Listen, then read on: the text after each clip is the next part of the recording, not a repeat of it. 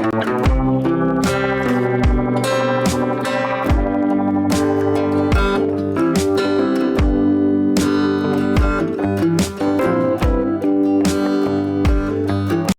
tahun, daftar orang terkaya Indonesia dirilis oleh Forbes atau media besar. Tapi tahun ini, ada fakta yang cukup mengejutkan. Satu-satunya orang Muslim di daftar 10 besar, justru turun peringkat. Sementara dominasi nama-nama dari kalangan Kristen justru makin kokoh. Chairul Tanjung, pengusaha Muslim yang dikenal dengan City Corp, dulunya ada di peringkat ke-7 sejak tahun 2020. Tapi pada 2024, ia turun ke posisi ke-9. Di saat yang sama, posisi atas masih dikuasai oleh Bul Jarum, Hartono Bersaudara, yang adalah Kristen Tionghoa. Kalau kita lihat lebih dalam, dari 10 orang terkaya Indonesia tahun 2024, 7 orang adalah Kristen, 1 Hindu, dan hanya 1 Muslim. 1 nama lainnya tidak diketahui pasti, tapi bukan Muslim. Bahkan, pengusaha besar seperti Tahir dari Mayapada pun, ternyata adalah Kristen Protestan, meskipun sering diasumsikan Muslim. Publik selama ini mungkin tidak sadar, atau tidak peduli, bahwa sebagian besar aset nasional dikuasai oleh kalangan minoritas. Tapi data tidak bisa dibantah. Meski hanya 10% dari populasi, komunitas Kristen menguasai hampir seluruh puncak piramida ekonomi Indonesia. Ini bukan hanya fenomena lokal.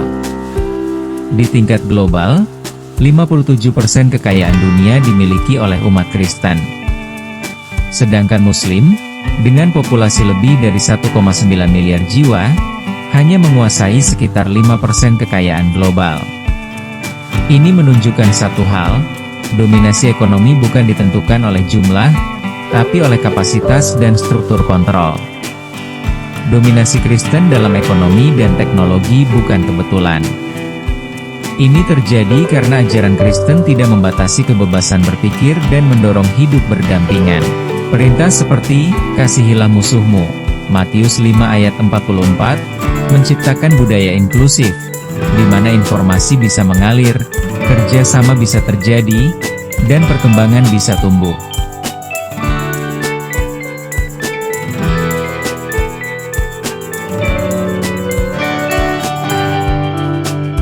Bahkan dalam Yohanes 8 ayat 32 tertulis, kebenaran akan memerdekakan kamu. Ini adalah dasar spiritual bagi kebebasan berpikir dan pencarian ilmu pengetahuan. Dalam Galatia 5 ayat 1, Paulus menulis, Kristus telah memerdekakan kita supaya kita benar-benar merdeka. Ajaran seperti inilah yang akhirnya menciptakan iklim kebebasan, eksplorasi, dan inovasi dalam masyarakat Kristen. Selain itu, IQ rata-rata umat Kristen secara global adalah 97, di atas rata-rata dunia. Bahkan jika faktor genetik diabaikan, gaya hidup, kesehatan, dan asupan makanan dalam masyarakat Kristen telah memberi kondisi otak yang lebih optimal. Maka tidak heran, banyak penemuan ilmiah dan teknologi besar justru lahir dari dunia Kristen. Sebaliknya, ajaran Islam dalam praktiknya sering membawa umat ke arah sebaliknya. Alih-alih bicara masa depan, banyak yang masih sibuk membicarakan negara khilafah, jenggot, celana cingkrang, bahkan kencing unta. Dalam iklim seperti itu, bagaimana sains bisa tumbuh, ketika masa depan dikaburkan oleh obsesi masa lalu, maka umat hanya berputar dalam lingkaran sejarah, bukan melangkah ke depan. Mengapa ini bisa terjadi? Ada banyak faktor, sistem pendidikan, pola bisnis, keterbukaan pada globalisasi, dan faktor budaya kerja. Namun ada satu faktor lain yang penting, pola kepemilikan aset. Aset besar, seperti ban, media, tambang, hingga properti, dikuasai oleh mereka yang memiliki warisan dan jejaring lintas generasi. Dalam konteks Indonesia, umat Islam masih menjadi mayoritas secara jumlah.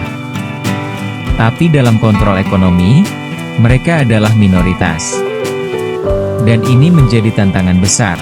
Apakah umat Islam bisa mengejar ketertinggalan ekonomi tanpa terjebak pada narasi kebencian dan kecemburuan? Anehnya, dominasi ekonomi oleh minoritas justru bisa membawa stabilitas. Karena ketika minoritas menguasai ekonomi, mereka memiliki insentif untuk menjaga toleransi dan keamanan nasional. Justru ketika mayoritas menguasai segalanya, bahaya diskriminasi jadi lebih besar. Maka yang dibutuhkan umat Islam hari ini adalah revolusi mental dalam dunia bisnis. Tidak cukup hanya dengan jumlah. Yang dibutuhkan adalah penguasaan aset, inovasi, dan profesionalitas.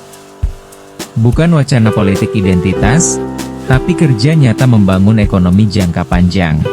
Fakta bahwa orang terkaya Muslim justru turun peringkat, adalah peringatan kecil. Bahwa tanpa strategi ekonomi yang terstruktur, populasi besar tidak menjamin kekuatan. Ini bukan tentang benci atau sentimen agama. Ini tentang siapa yang mengendalikan roda ekonomi Indonesia. Jadi, kita harus jujur melihat peta kekuatan hari ini. Kalau penguasaan ekonomi tidak seimbang dengan jumlah penduduk, akan muncul ketegangan sosial. Tapi jika umat mayoritas berbenah, memperkuat daya saing, dan belajar dari minoritas yang sukses, masa depan Indonesia bisa jauh lebih sehat.